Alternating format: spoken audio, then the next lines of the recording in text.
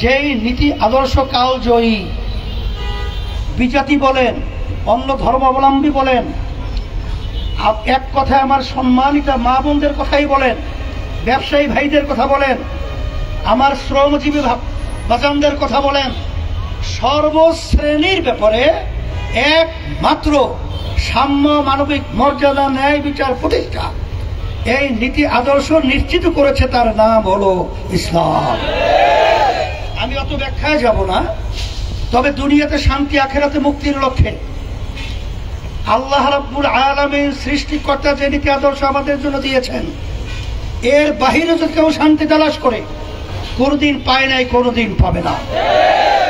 সেই লক্ষ্যেই আপনাদের এই ঢাকা 11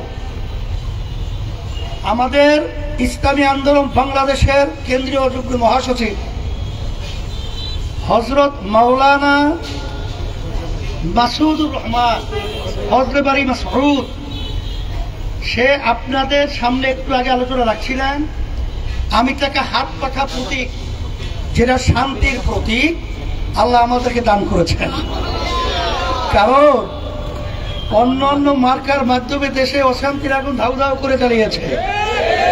এই অশান্তির আগুন নিভাবার জন্য হাত পাকা প্রতীকের বাতাসের মাধ্যমে এই দেশকে ঠান্ডা করতে হবে, অসুন্দরকে সুন্দর করতে হবে, আর যেন মায়ের কোন সন্তান হারান না হয় সেই পরিবেশ তৈরি করতে হবে।